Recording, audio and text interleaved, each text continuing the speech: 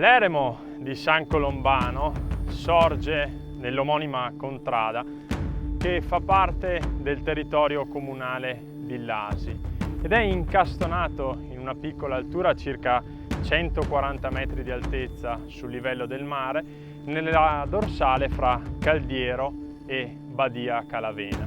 In questo luogo ameno e ricco di vegetazione, la Valle di Lasi esibisce quasi con fierezza lo spettacolare fondale dei Monti Lessini dominati dalla cima del Carega.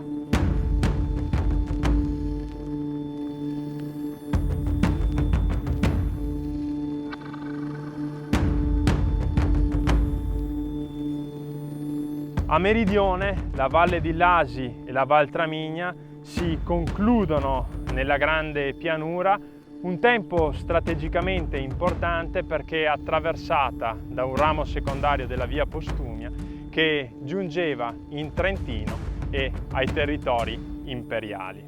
Oggi il fondovalle è caratterizzato dall'abitato di Lasi, vegliato dall'omonimo castello medievale che esercitava la propria giurisdizione sulla Valle di Lasi e sulla continua Valle di Cazzano. Tra le sontuose architetture che punteggiano il territorio, spiccano indubbiamente per bellezza e maestosità, con i loro parchi e broli, le due residenze nobiliari dei Pompei, signori di Lasi. Villa Pompei Sagramoso, giunta a noi in una veste imponente e severa, seppur incompiuta, e Villa Pompei Carlotti, del 1737, che richiama forme classiche mediate dalle esperienze cinquecentesche del grande architetto Andrea Palladio. In questa sconfinata distesa di verde, oltre ai castelli e alle ville, si possono ammirare degli oratori splendidamente affrescati come San Felice nella dorsale fra Cazzano e la Val di Lasi, San Pietro in Briano nella dorsale con la Val d'Alpone e l'eremo isolato e affascinante di San Colombano, immerso nel verde degli ulivi e delle vigne.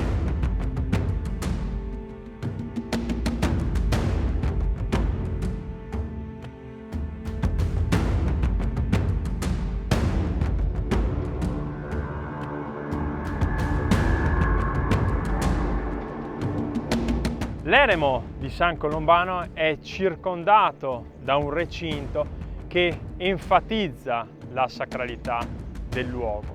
Questo luogo infatti è segno di particolare devozione da parte dei cittadini di Lasi, che infatti fin dal passato giungevano qui in processione. Una prima volta il 25 marzo, giorno dell'Annunciazione di Maria, e dai primi decenni del Settecento si aggiunse una seconda processione il 15 agosto, giorno dell'Assunzione di Maria in cielo, che proprio in quel periodo divenne la dedicataria dell'oratorio assieme a San Colombano. Entrambe queste processioni dal 1836 sono state rimpiazzate da una nuova processione che si tiene la seconda domenica di maggio ed è stata voluta per ringraziare la Vergine Maria di aver scampato la popolazione di Lasi dalla terribile epidemia di colera del 1835.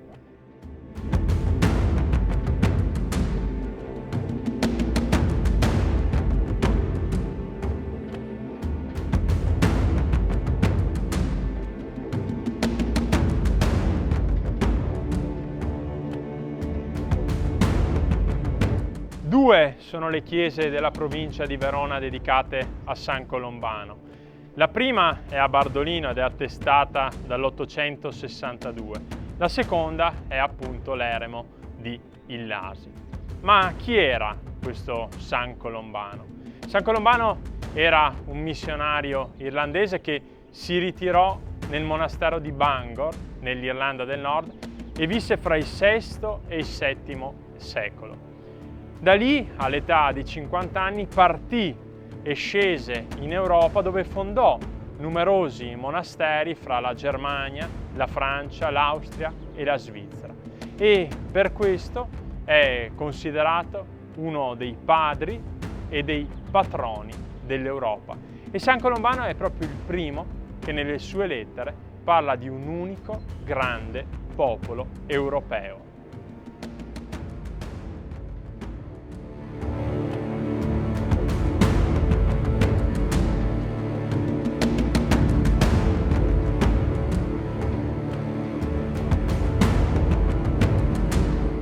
E San Colombano è ritratto in un bel riquadro devozionale nel fianco meridionale della chiesa, sotto una tettoia che gli offre la necessaria protezione.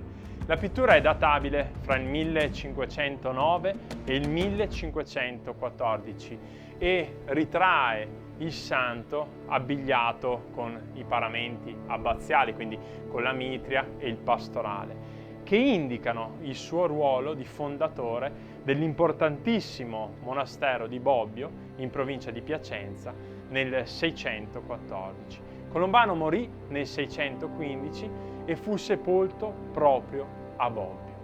Ecco, fa da sfondo alla pittura un paesaggio collinare, probabilmente raffigurante proprio la Val Tramigna, sormontato da una serie di ex voto che ricordano i miracoli di guarigione compiuti da San Colombano per alcuni fedeli. Si riconoscono infatti una gamba, una mano, 2 seni, 2 occhi, una testa e persino un cane. E accanto alla figura di San Colombano si impone il più pregevole fra gli affreschi custoditi nella chiesa, una straordinaria Madonna col bambino in trono cinquecentesca. Questa composizione accoglie i canoni rinascimentali sia nell'impostazione spaziale, quasi prospettica, con la calotta a conchiglia che incornicia la Vergine, nella possente volumetria delle figure che si inseriscono nello spazio, ma soprattutto nella dolcezza della gestualità e degli sguardi. La Vergine infatti sta guardando lo spettatore mentre con un gesto molto materno accarezza i piedini del figlio. Nella recente pulitura dell'affresco è emerso nell'azzurro del cielo un ramo di melagrane. Questo frutto è spesso associato alla figura di Gesù bambino, che in molte celebri opere lo stringe fra le mani.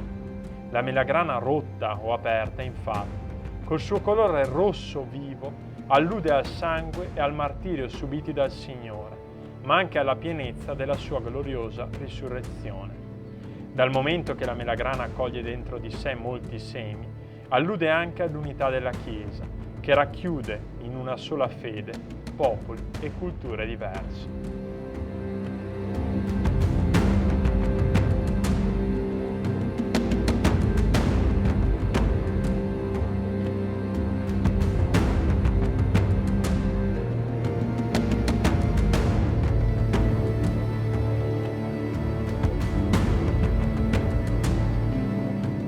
E ancora nel fianco meridionale della chiesa è presente un portale che è interessante per 2 ragioni. La prima è il bell'affresco tardo quattrocentesco nella lunetta che raffigura la visitazione di Maria a Santa Elisabetta.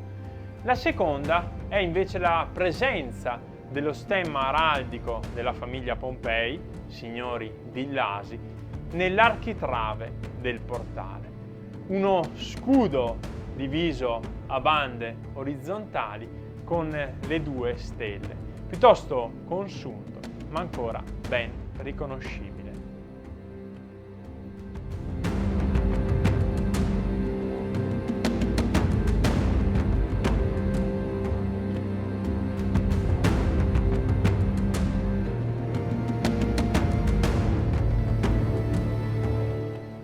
Ma perché compare lo stemma dei Pompei in un luogo così importante nell'architettura della chiesa? Le prime attestazioni dell'esistenza dell'eremo risalgono al 1169, quando, secondo alcuni, era una dipendenza del monastero di Bobbio fondato appunto da San Colombano. Nei secoli successivi, quantomeno dal 400, l'eremo risulta soggetto alla chiesa parrocchiale di San Giorgio ad Illasi ed era mantenuto proprio dalla comunità di Illasi, che nel 1500 si fece promotrice di un poderoso intervento di restauro che riguardò tutta la struttura. Ma l'assetto attuale della chiesa è debitore di una quasi completa ricostruzione avvenuta nel XVII secolo proprio per volontà dei Pompei e in modo particolare per un lascito testamentario di Lelio Pompei, morto nel 1645 nel nord Europa durante la guerra dei 30 anni.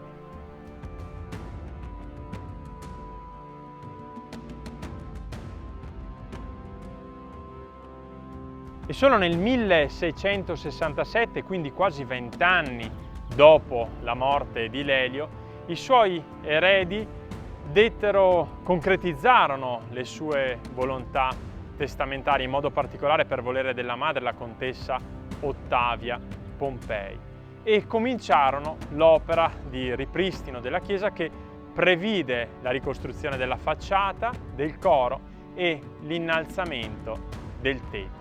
I lavori si conclusero nel 1670 e proprio in quel periodo, più precisamente nel 1668, fu anche costruito il bel pozzo che noi vediamo tuttora, giusta la data che corre nel bordo della struttura.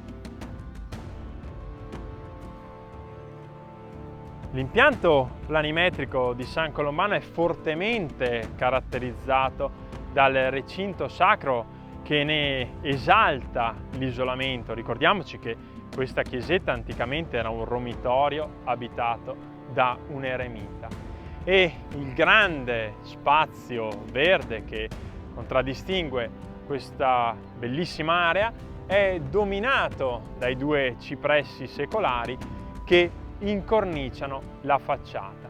Questo prospetto, tipicamente seicentesco e voluto dai Pompei, si contraddistingue per la lunetta del portale, che ha una forma semicircolare ma spezzata, che richiama la forma della finestra soprastante e si risolve nel timpano triangolare di stampo quasi classicista, sormontato da 3 piccoli pinnacoli.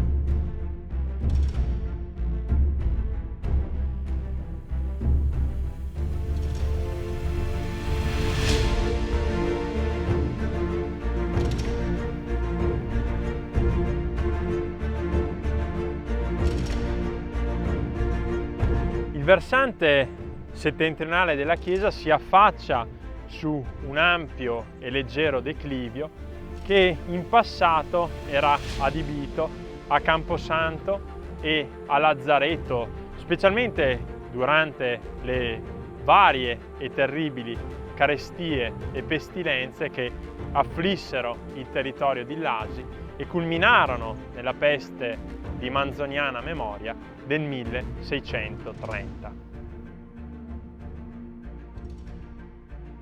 Il caratteristico campanile che si innesta nello spigolo nord-orientale della chiesa è documentato a partire dal 1657, ma scaturisce nella sua forma attuale da numerose fasi di accrescimento testimoniate anche dalle finestre tamponate ancora visibili nella canna. La cella, invece, a singole arcate a pieno sesto, dispone di un concerto di 6 campane. 2 sono state fuse nel 1835, le restanti 4 nel 2002. La fiancata della chiesa invece in questo versante è leggermente obliqua perché è stata contraffortata nel 1885 perché la struttura minacciava di aprirsi perché non riusciva a sostenere le spinte della volta seicentesca approntata dai Pompei, che in quel frangente innalzarono la chiesa di ben 3 metri, come testimoniano i precisi rilievi effettuati recentemente nella struttura.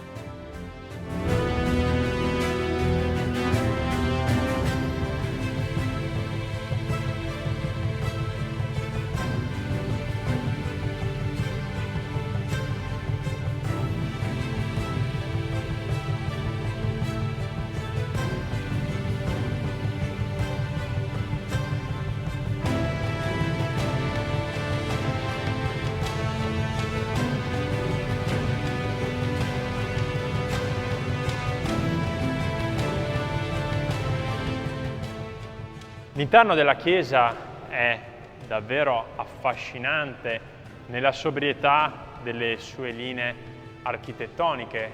Le murature sono scandite da semplici lesene che sorreggono la cornice marcapiano sopra cui si imposta la grande volta a botte. La chiesetta fin dalle sue origini fu dedicata a San Colombano. Ma come detto, a partire dal XV secolo si impose una nuova dedicazione, quella alla Vergine Maria.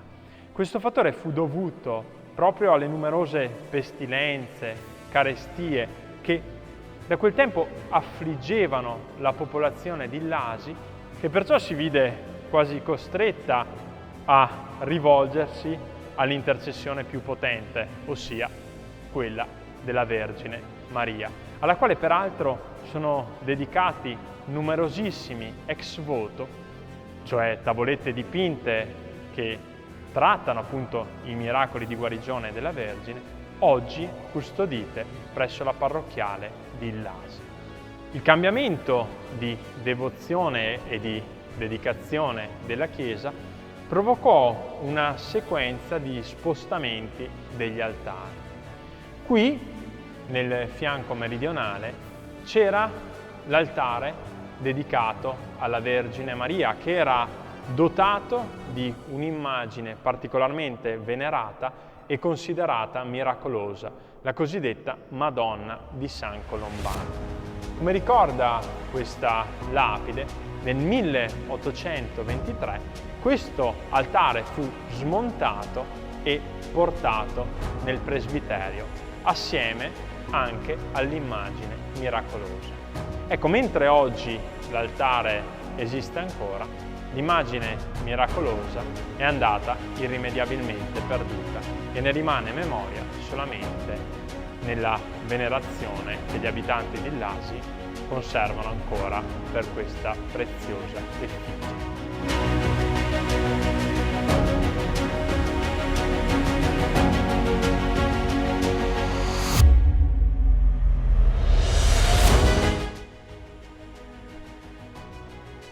L'altare maggiore proviene quindi dal fianco meridionale della chiesa e fu realizzato nel 1680 dall'architetto artigiano Prospero Schiavi. È un'opera in marmi policromi che accoglie un'effigie che richiama la Madonna miracolosa di San Colombano ed è incoronata per evidenziare la particolare devozione e riverenza a cui era soggetta questa immagine. L'altare si risolve in un timpano semicircolare dal profilo spezzato che richiama la forma del portale maggiore e che incastona un tondo di pietra nera che esalta la particolare devozione della famiglia Pompei verso la Madre di Dio.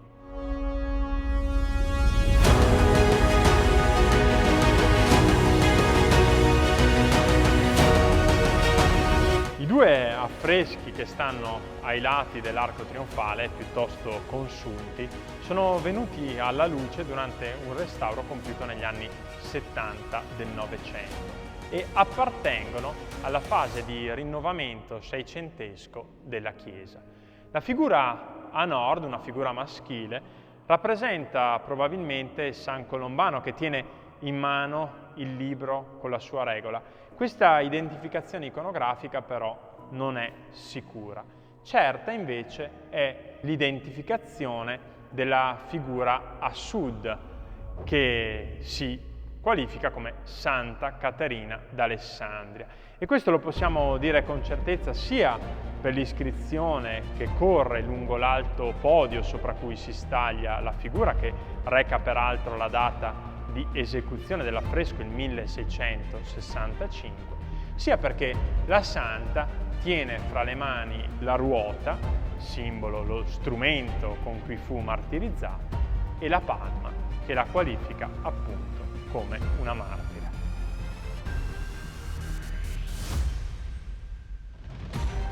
L'altare nel versante settentrionale della chiesa fu realizzato nel 1765 da Tomeo e dal figlio Carlo Pompei, come ricorda un'iscrizione nel versante orientale della mensa. Questo altare fu portato qui nel 1823 perché originariamente era l'altare maggiore della chiesa ed era dedicato appunto a San Colombano. L'effigie di San Colombano è stata rubata nel 1975 ed è stata sostituita da un'immagine del Sacro Cuore.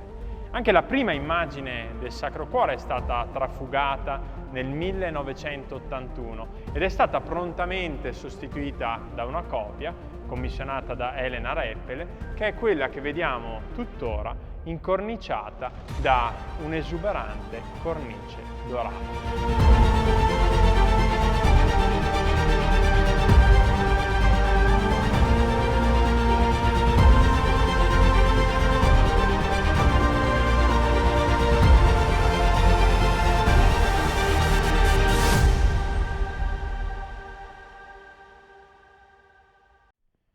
Gli affreschi più antichi si impongono nel fianco meridionale della chiesa e sono 3 pannelli conseguenziali inquadrati da una cornice gialla. Il primo riquadro, piuttosto consumato, raffigura una raffinatissima Madonna col bambino seduta su un trono molto elaborato, in realtà una cassapanca, e ha delle forme molto belle, come lasciano intuire le elaborate pieghe fluttuanti dei panneggi, i particolari riflessi dei marmi che incorniciano la scena e che paiono emergere quasi dalla superficie pittorica, e le belle gestualità dei personaggi. Il pannello centrale, il più grande e meglio conservato, è incentrato ancora una volta su una raffigurazione della Madonna col bambino che questa volta sta allattando appunto il figlio ed è affiancata da 4 santi. Il primo è Giobbe, che ha il corpo cosparso dalle piaghe che indicano la sofferenza che ha dovuto patire per tutte le prove inflittegli da Dio. Il secondo, abbigliato da cardinale, è probabilmente San Colombano, che tiene in mano il Vangelo e stringe la croce per evidenziare la sua missione di evangelizzatore.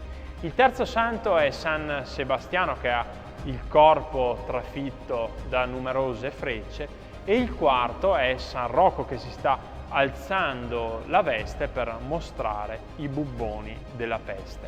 Ecco, questi 4 santi dipinti in questo luogo avevano una precisa funzione, perché dovevano essere di conforto per gli appestati che qui dimoravano e dimostravano che a grandi sofferenze terrene corrisponde sempre una grande beatitudine celeste.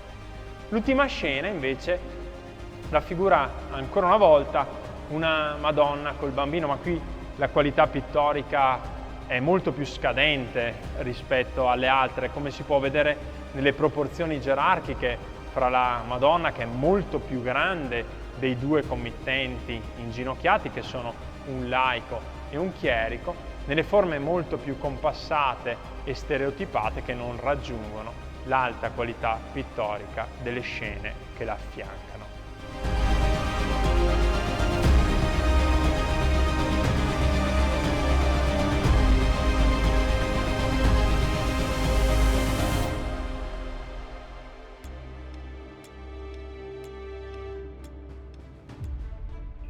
L'eremo di San Colombano è da sempre segno dell'amore della comunità di Illasi per la propria storia, le proprie tradizioni e le proprie radici.